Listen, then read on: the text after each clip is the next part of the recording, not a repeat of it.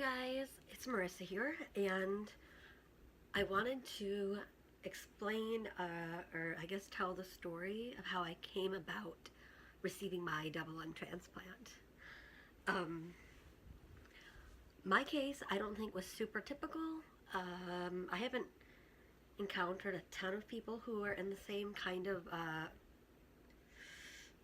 who are in similar timelines, I guess so I'll put it. I guess before I really get into it, I want to say that um, I experienced a bit of carbon dioxide like poisoning. So at a certain point, my memories, it's like shot. So some of the details, as I explain them, aren't going to be 100% to how they happened. And that's just because my memory is just not great anymore. I actually don't have a short-term memory at all anymore. So I guess that makes me kind of fun to talk to because I never remember anything. I really started having troubles in May of 2016. I was born with cystic fibrosis, which is a genetic disorder that causes my body to produce extra, really thick mucus. So over the years, I've had an incredible amount of lung infections. And for a long time, my normal was in and out of the hospital every 3 months, getting IV antibiotics, being treated for a couple different kinds of infection, including like pneumonia. I have a kind of mold called aspergillus also, and that's just on top of everything else. And pseudomonas, that's what I forgot. So that was really my normal. I mean, and it's been that way really for as long as I can remember. I'd be on IV antibiotics every 3 months for 3 weeks. So, in May of 2016, my oxygen saturation started to drop. My lung functions ranged between 25 and 38% for the past like 10 years. So, they never really got lower than that, or at least not recorded wise. I did get to a point where I couldn't do PFTs anymore. So, the closer I got to my transplant, or to needing it, I just wasn't able to find out my lung function. In May of 2016, my oxygen saturation started dropping. Now, while my lung function has been as low as like 18%, and that was when I was really young. I'd never needed oxygen before because my body compensated pretty well. But in May, my oxygen saturations were in the low 90s, which is about 90. When you're at 92 consistently is when they start considering putting you on oxygen. At least that's what my clinic did. So once I got there, they started off putting me on oxygen at night and at home at night. And it was around June of that year when I also needed it full time. My getting up, walking, doing minimal activity, even no activity, my oxygen levels were just way too low, and I needed supplemental oxygen just to help make up for what my body wasn't getting through the air naturally. It was the beginning of August in 2016 when I woke up in the middle of the night and I was having a really hard time breathing. For me, it felt a lot like having a panic attack, so I didn't stress too much. I think it was around 4 o'clock in the morning when I woke up. I thought that I was just waking up. I was feeling anxious, and it didn't feel that foreign to me. So I just tried to like calm myself down. I increased my oxygen up. My heart rate was elevated. I just had all of those like anxious feelings, and I pretty much dismissed it for a few hours. And it was around 6:30 in the morning when my mom woke up that I was like, okay, this is worse than usual. I think I should go to the hospital. So I explained to my mom. I kind of told her what was happening, and she was like, you should have woke me up sooner. And it just did not register that this was a breathing problem at the time. Like, it might sound really stupid, but if you have panic attacks, you might, I don't know, maybe you kind of get it. It felt like that. And if you have panic attacks or anxiety attacks, you know that that's a really intense feeling in itself. Anyway, I digress. So I went to the hospital. My mom drove me to the emergency room. They took me back right away. They put me in kind of like a trauma unit. They put me on a BiPAP machine, right? BiPAP. They put me on a BiPAP machine, which helped force oxygen into my lungs because I wasn't getting it in there, right? Just trying to breathe on my own. And it immediately made a difference. They did admit me anyways, just to try and figure out if I had some kind of secondary infection that was causing the problem. They really just wanted to know why that had happened. So I was admitted, and I was only admitted for a day or two. The ironic part of this is that my doctor had just been in a couple hours, or had been in that morning, and he told me that he thought that I saw it a year or two before I would need a transplant if they could just figure out what had caused the problem, why I had such a hard time breathing so suddenly. And they were pretty sure at that point that it was just an infection in my lungs, and they had taken some cultures to try and see what bugs would grow, so they could figure out what kind of infection it was. And that does take time. So it was about 2 hours after my doctor walked out of the room when I went into another one of those breathing panics, like a breathing fit. This time they couldn't get it under control. They put me on that BiPAP machine again, and the room I was in, they couldn't keep me on that, and they couldn't quite get me off it at the same rate they had in the emergency room, so they had to put me in the ICU. And I remember telling the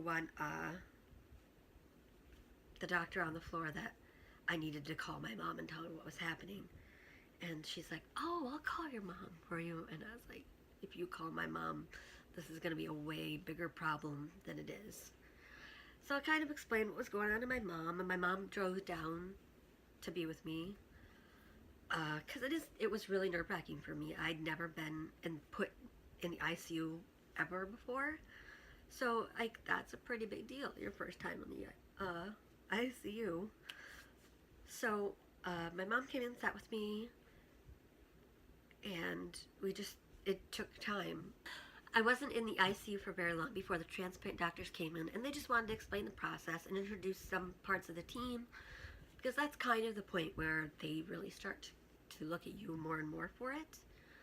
I don't know how long I was in the ICU before this happened, but at one point I was woken up in the middle of the night by a nurse, and they told me that I had to wake up. I needed to breathe some on my own. I needed to do a little moving, and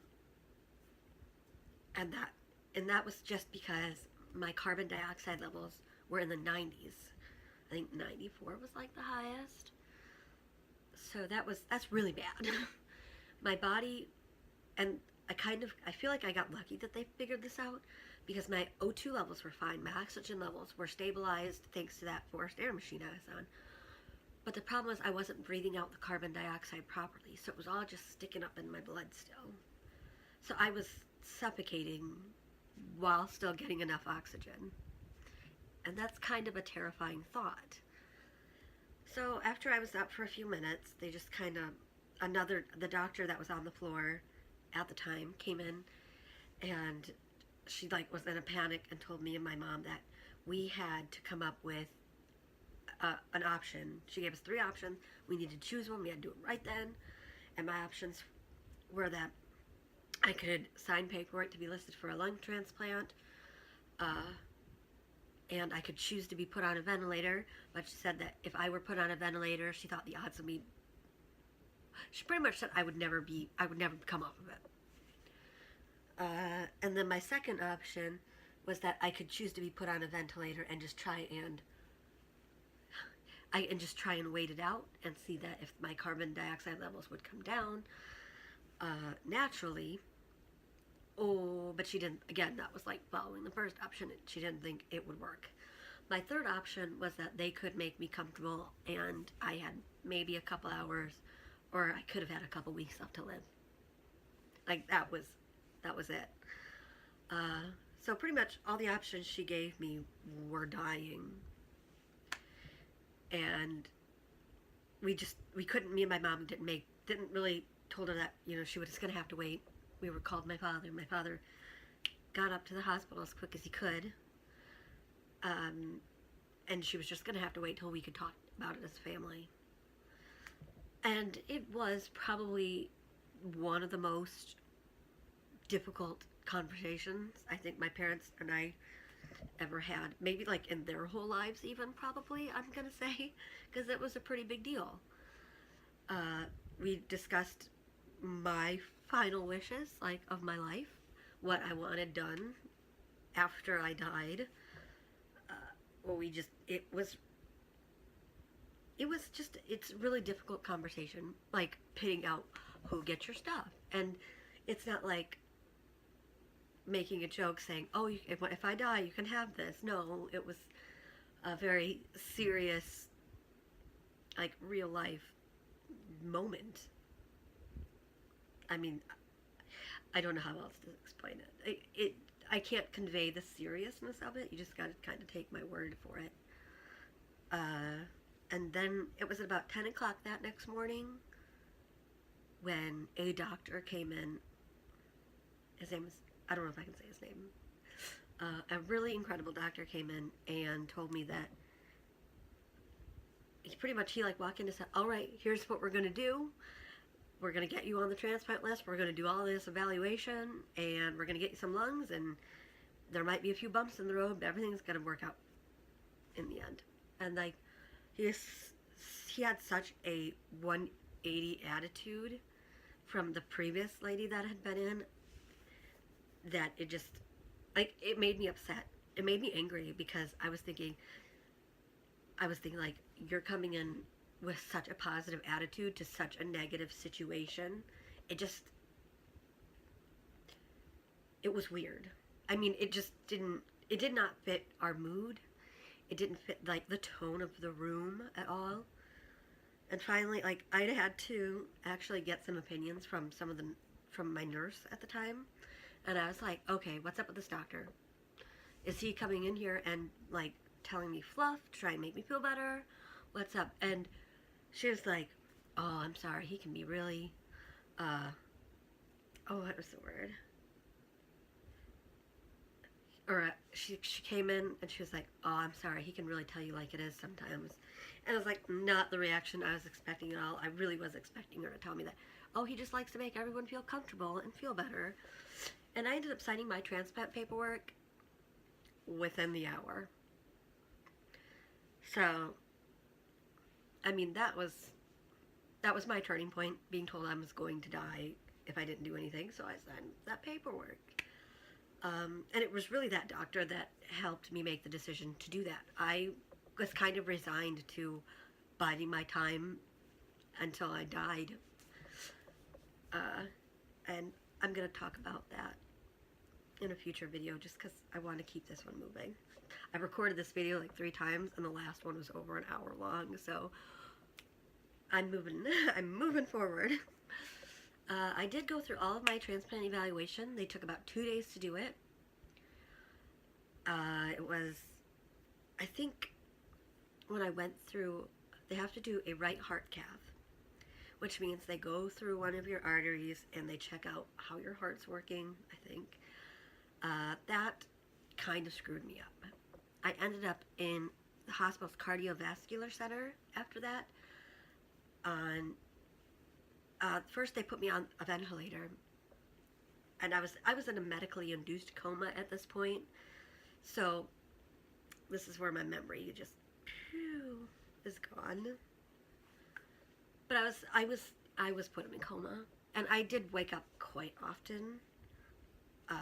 So I've got like a very thin idea. I just remember after that, at one point I woke up and I was on an ECMO machine. Now the ECMO machine is a form of bypass. It's a form of life support where they take your blood out of your body, they take the carbon dioxide out, and they put oxygen in, and then they put your blood back in your body.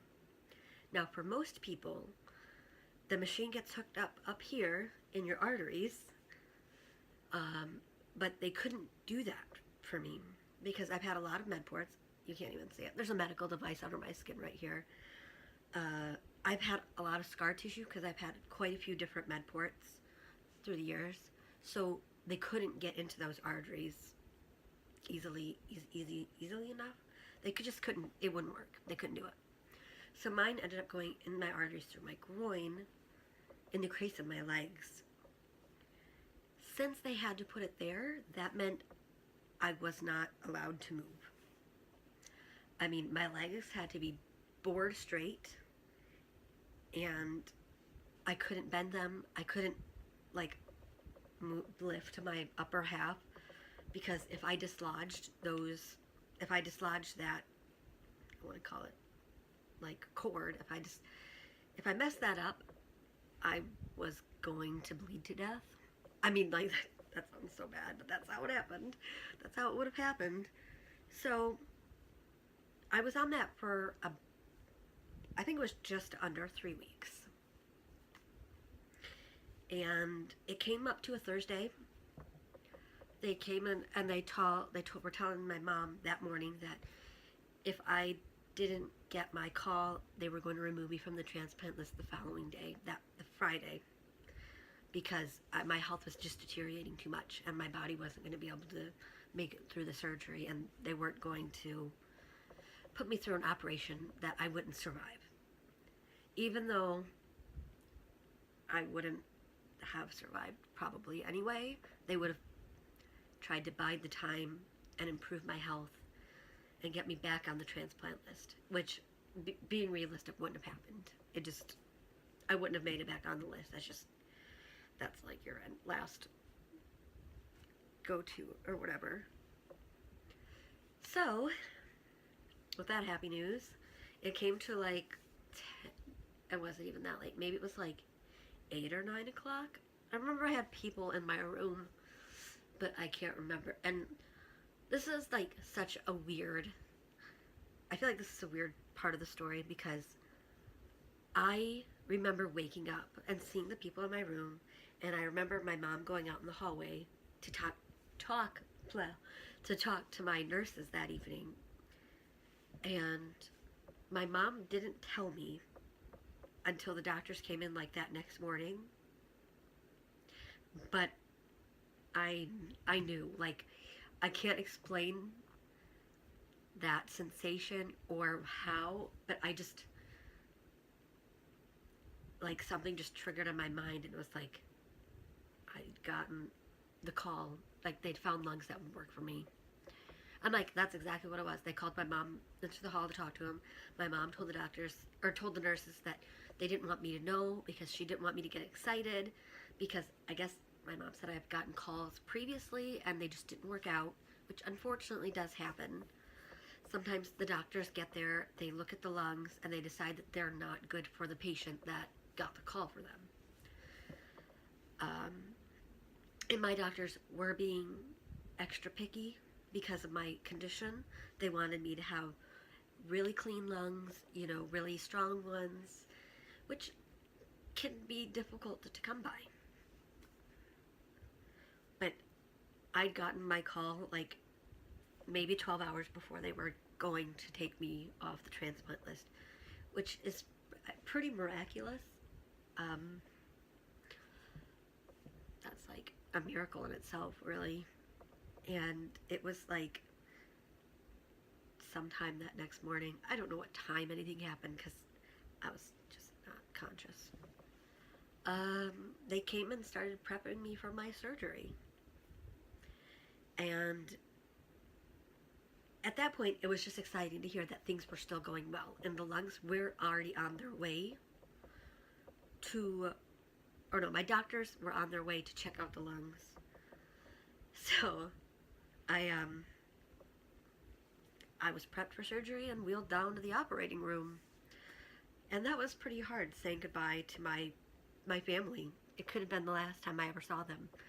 And I mean, this might sound bad, but I even remember thinking, like, at one point, I'm never going to see my house again. I'm never going to go home again.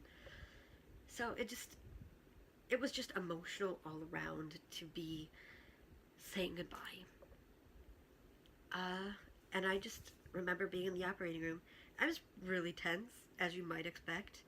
And I just kept trying to calm myself. I kept thinking, everything's going to be fine. This is going to work out. And I don't think I was worried I wouldn't wake up from the surgery. I was more worried that they would decide that they couldn't do the surgery. I was laying on the operating table and people were prepping things around me. There was quite a few people. I would say 10 plus people in this room, and it was pretty big actually. So I'm being prepped for this surgery, and different people from the team came up and introduced themselves, and I only really remember one person specifically, and I feel awful now because I don't remember his name, but he was my anesthesiologist.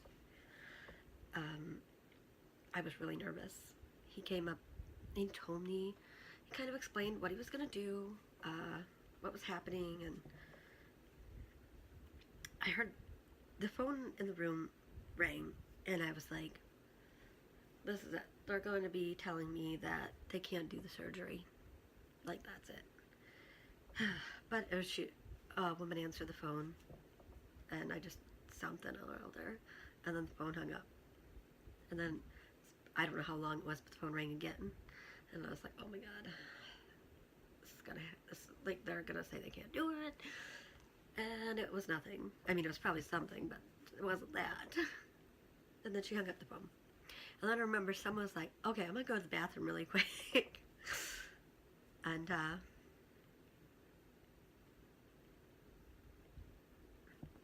the phone rang a third time, and I was over the phone ringing at this point. Like, I was done.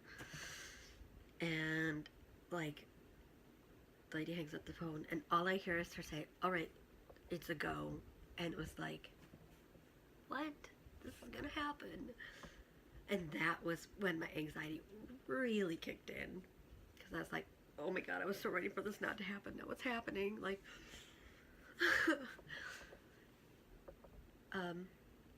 so my anesthesiologist, who introduced himself, I think he sensed my nerves, and he was like, hey, don't you worry, everything's gonna be just fine. You want to hold my hand? So I held his hand, and I think I was like, okay, well, don't let go. And he was like, I will hold your hand this whole thing. And it just makes me emotional thinking about it, because it was just so nice. And I don't know if he really held my hand through the whole thing, but I believe it. I even saw him afterwards, and he was like, hey, you probably don't remember me. And I was like, you held my hand. And he was like, you do remember me. I would probably still recognize him, like, even now if I saw him, just because, like, that was such a big deal to me. But anyways, my surgery was actually shorter than they had anticipated. It was about 9 hours long, and I was pushed back into my room, and I should say September 2nd is when they started the surgery, and I woke up on September 3rd. So I woke up the morning of September 3rd, and I was still on a ventilator, which is really normal. And I just, like, get me off of this thing.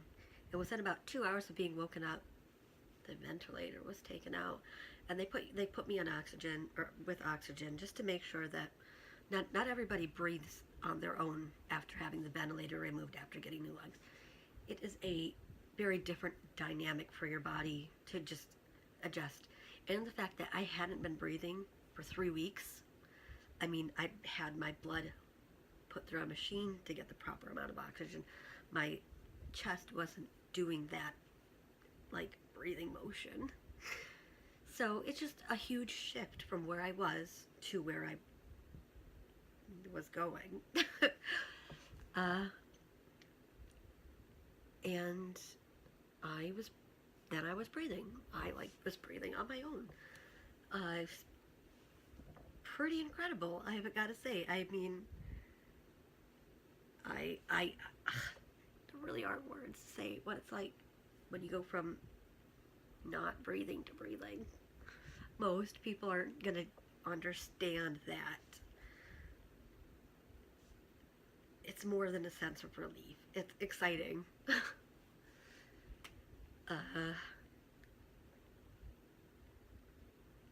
So yeah.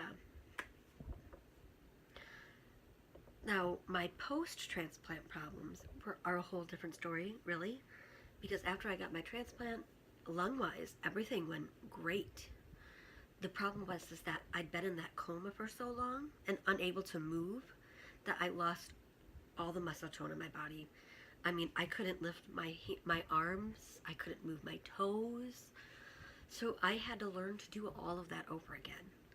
And the hardest part was definitely learning to walk again.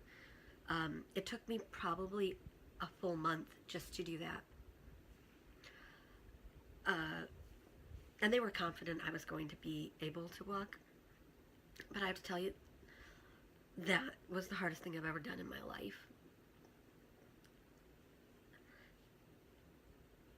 The struggle of going from not being able to move to walking again, everything I went through with my lungs, that was like a problem and difficult, but it wasn't as physically and mentally straining, believe it or not, as learning to walk, especially after I learned I was going to be okay. So it's just hard. Like, there were some days when I just felt defeated, like, this isn't working, this isn't going to happen, I can't do this. And then I was able to. And thankfully, I had such an incredible team of physical therapists, nurses, like a rehabilitating team that knew I could do it, especially on the days when I didn't think I could.